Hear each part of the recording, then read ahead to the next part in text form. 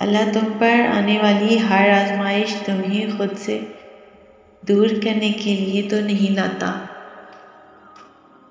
بلکہ سیدھے راستے سے بھٹک جانے کے بعد جو دوریاں اور فاصلے تمہارے اور تمہارے رب کے درمیان پیدا ہو جاتے ہیں،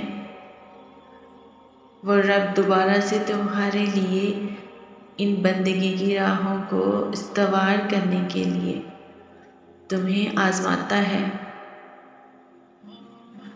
رب تعالیٰ کی ذات تو وہ رحیم ذات ہے جس کے غصہ میں بھی ہمارے لیے پیار اور خیر خواہی چھپی ہوتی ہے۔ کاش کہ ہم سمجھنے والے بن جائیں۔ اور اللہ تعالیٰ کا تو قرآن پاک میں ارشاد ہے، اور ضرور ہم تمہیں آزمائیں گے، کچھ ڈر اور کچھ بھوک سے، کچھ مالوں اور جانوں اور پھلوں کی کمی سے، اور خوشخبری سنا دو صبر کرنے والوں کو۔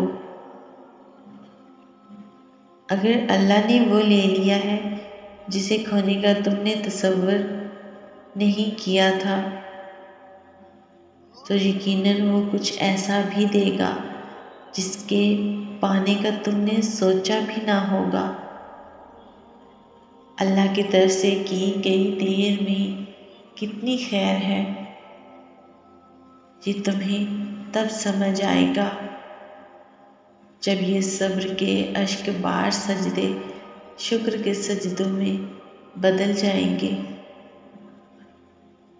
اور اس وقت تم کانپتے لبوں سے اس کے المجیب ہونے کی گواہی دو گے۔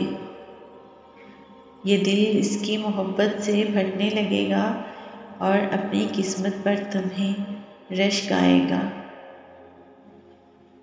جب اللہ کسی سے ناراض ہوتا ہے تو اسے اپنے سے غافل کر کے اسے کسی ایسی چیز میں لگا دیتا ہے جو اس کی قسمت میں نہیں ہوتی۔ بس تم اللہ کی جانب سے آنے والے حکم کے انتظار میں صبر کیے رہو، اللہ کسی بھی حال میں تمہیں دربدر نہیں ہونے دے گا۔